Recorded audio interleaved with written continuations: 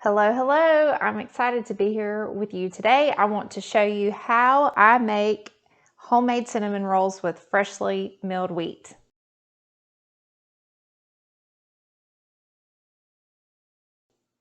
Thank you for joining today. My name's Tracy and we're about to get started on making cinnamon rolls with freshly milled wheat. So the first thing we're going to do is we're going to go ahead and get our flour started. And I just milled this a while ago and I didn't use it all.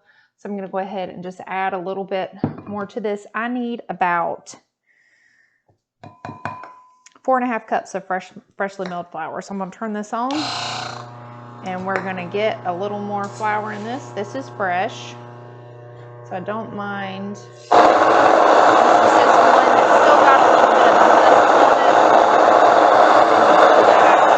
Every now and then you'll find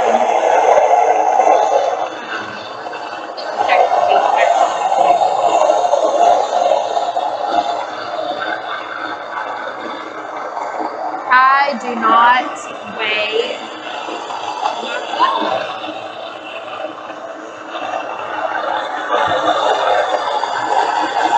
I just measure it.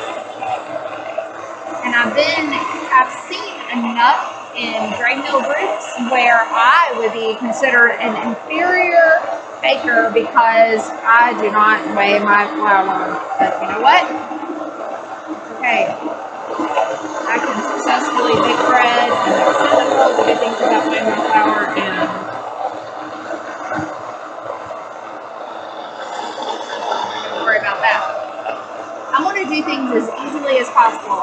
I'm a wife, I'm a mother, I'm involved in our church, I work full-time, and if I can do something to make my life, whatever process it is I'm working on, such as this, making cinnamon rolls, I can leave out one step maybe that I would consider to be not necessary, then I'm going to do that. So I can be as time efficient as possible. I like being time efficient.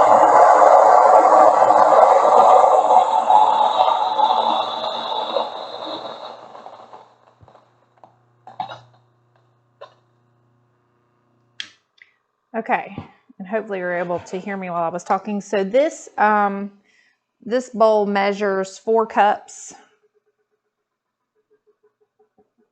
right here. So it's a little over 4.5 cups. I will scoop this out and measure it just because. Okay, so if you're not familiar with, or if you're shopping for a mixer for your kitchen that you can use to manipulate your freshly milled wheat into bread flour, this is my recommendation to you. I've tried the traditional mixer that most people have in their homes. This is called an Ankerstrom mixer. I have successfully put 16 cups of unweighed flour, so scooped 16 cups of flour in this bowl, and this machine just kneads it right up. It is a champ. So, and yes, you did see this. Ooh, this does slide. I'm going to pop this pin in there and I'll give you another view. So this is the paddle. I'll show you how this works. It's a great machine. Okay, so I'm going to go ahead and get some hot water going. I just get it straight out of my tap. We have excellent well water out here where we live in the country. While that's warming up, I'm going to go ahead. This recipe is called the Basic Dough Recipe by Bread Bakers. Okay, so the first thing we're going to do is we're going to get 1.5 cups of warm water. And the reason why the recipe actually says hot water, I try not to get it too hot, but the reason why we're using warm water is because my yeast is cold and I need the warm water to activate my yeast. All right, I've got a 1/3 cup of oil. The recipe calls for a 1/3 cup honey. I just use, I actually like to use sugar in the raw. Already got that measured out there. Then I have in here, I already have two teaspoons of salt. Whoops. 2 teaspoons of salt, and I have 2 teaspoons of gluten. The recipe actually calls for 1 teaspoon of gluten, but I did some extra. I'm gonna go ahead and turn this on, and I'll pick up my camera so you can see this spinning in just a second. It does call for an egg. I'm actually omitting the egg.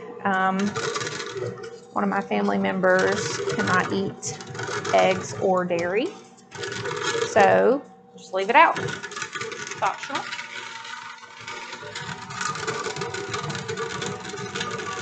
Now the yeast, I will put my yeast in about halfway through.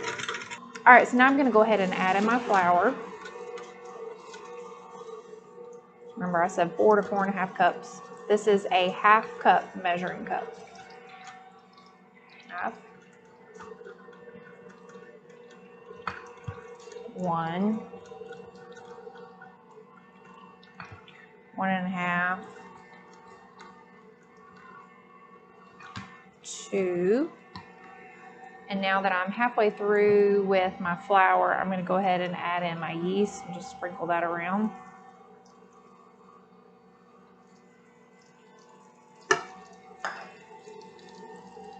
And I'm going to start my counting over. Half. 1. 1.5. 2.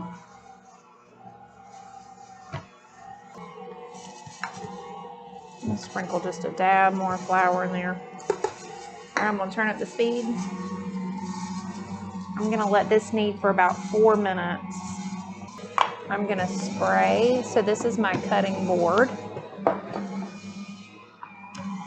I need a 10 by 15 inch rectangle to make my cinnamon rolls. And what I've done is, I don't know if you can see it, I have 2, here's one. This little small mark, and then I have another one right here in the gray. I don't even know if you can see it. But what I'll do is I'll bring my dough roll to this line, to this point. I'll make my square or my rectangle to this size. So I know, so every time when I make cinnamon rolls, I make them the exact same size. That way, I'm gonna have it marked each time.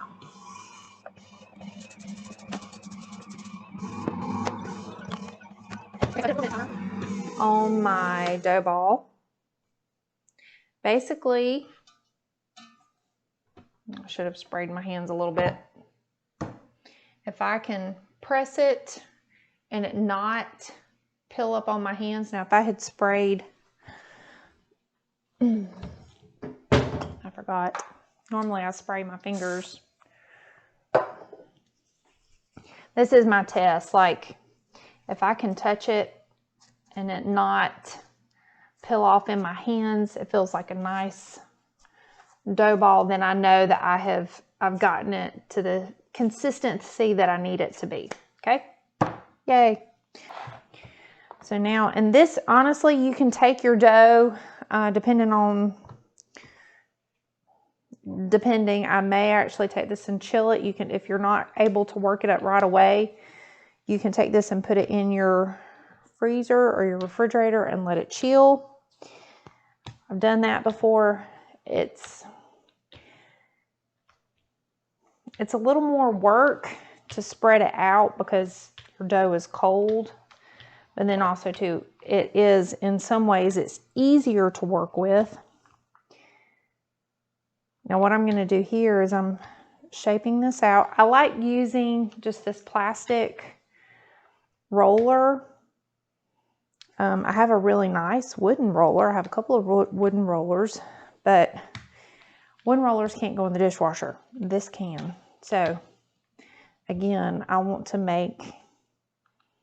trying to be as time efficient as possible. Yes, the Anchor Shroom bowl can go in the dishwasher if it'll fit in your dishwasher. It barely fits in mine on the top rack. You don't want to put it on the bottom rack.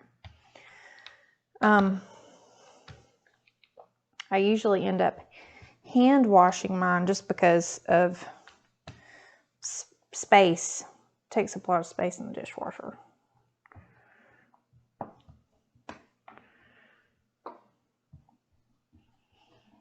Now, obviously, this isn't going to be a perfect 90-degree angle rectangle. And I do sell these locally. And when I'm baking to sell them, I am always wearing a hairnet. I'm not wearing one today. They're not very cute. That's just something I feel better doing. Okay, pretty good. This is usually ends up being almost 2.5 pounds of dough. Whenever I'm making these, I'll make them usually at least 2 batches at the time, if not 4. And then I'll weigh the dough out to make sure I have them even, each dough ball even as far as weight. And it usually ends up being about 2.4 to 2.5 pounds of just the dough. And that's before I add in butter, sugar, and cinnamon. Okay, so there's my rectangle. Now I have 6 tablespoons of butter. I just like using, this is actually a plant-based butter. My family member that is allergic to eggs is also allergic to dairy. So thankfully this easily, I've used this plant-based butter more than once. It works great, can't even tell a difference. All right, and then here I have 1.5 cups of brown sugar. Pour that in here. If I were making a lot of these, I would use my little hand mixer to quickly mix this up. But the fork works well. It's a clump of brown sugar. I'm gonna mix this up a little bit.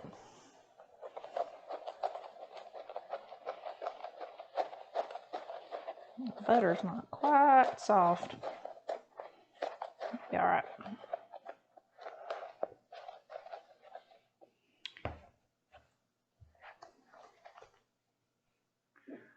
A tablespoon of cinnamon. See that?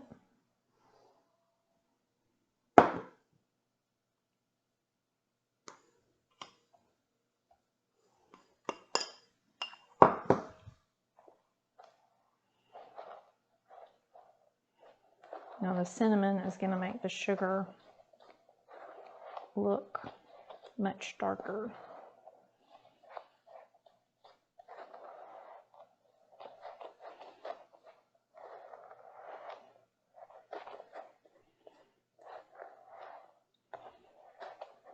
Yeah, should have used my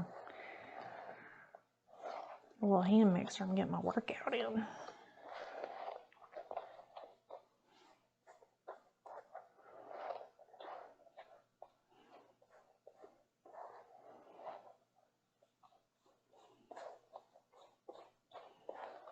And yes, this is the basic dough recipe that I would normally make bread out of.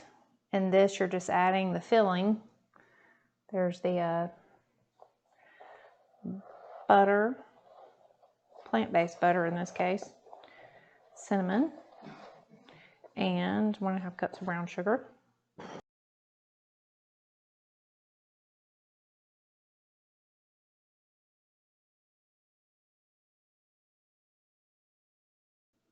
There's 2 ways to roll it. One of my friends, her initials are SG. She told me I should roll them a different way. I would normally roll it this way, but I'm going to roll it this way, and that gives me more swirls. See if you can see.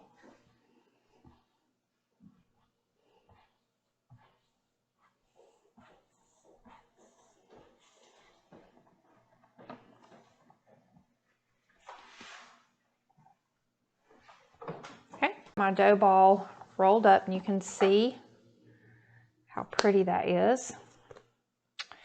I'm going to turn that around so I can slice it. Sometimes I spray the blades. I haven't decided. Now what I'm going to do, because I sell these by the dozen. This recipe is designed to make a dozen rolls. What I'm going to do is I'm going to cut halfway down the middle. So that gives me 6 on one side, 6 on the other side. And then I'll cut half in each, half again and half again. So that way I make sure that I'm doing the best that I can to get the cinnamon rolls to be equal size. Now, I'll be honest with you, it is a little bit tricky at the end, on the end pieces. And I have a pan here that I've sprayed with cooking spray, and I'm gonna lay these on the pan.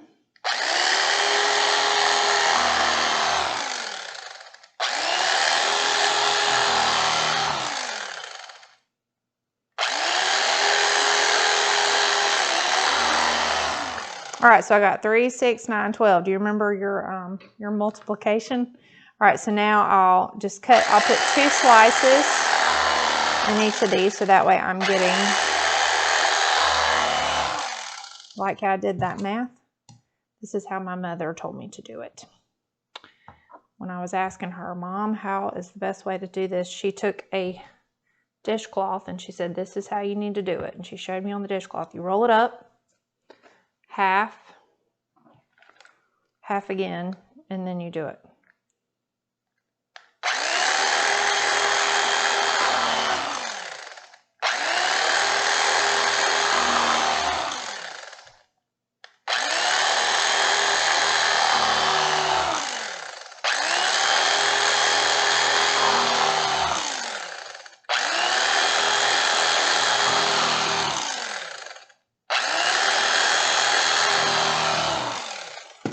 All right, now to me, this one looks a little bit fatter because it's an end piece, but yet it's not fully even.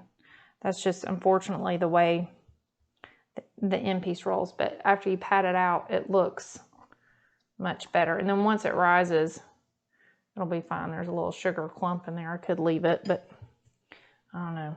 If you're biting into it and you get a hard piece of sugar, I don't know how yummy that would be. All right, so I'm just taking these and pulling them apart, and I'm pressing them onto this pan. Trying to shape them so they look more round. Not that it matters when they rise. I tell people to make sure that when they put them in their pan, they need to be touching just like they are now, because these rolls are going to rise as they thaw. And what I'm going to do is I'm actually taking these, getting ready to put them in the freezer. I'm going to cover them with saran wrap, and then when I get ready to bake them, we will take them out of, once they're, okay, sorry, let me clarify. I'm putting these in this pan. I'm about to go put them in the freezer right now. I'm going to let them freeze solid. They're probably going to need to be in the freezer for, I usually do at least half a day. That way I make sure that they're good and frozen. Once they're frozen, I'm going to take them out and I'm just going to cover them. Once they're completely frozen, I'm going to take them out and I'm going to put them into a Ziploc bag, a freezer bag. These will travel with me in the car, in a cooler. Then they'll go back in the freezer when we get there. And then when we get ready to eat them, we'll take them out. We'll spray them, 9 by 13 inch pan sprayed. We'll lay these out onto the pan. They will be frozen. They will rise 6, 8 hours overnight, whatever you think. And then once they've risen, they will bake in the oven at 325 degrees for about 30 minutes. And again, each oven varies just a little bit. So until they're done, take them out, let them cool just a minute. If you want icing, put a little bit of icing on them, and wow, they're excellent.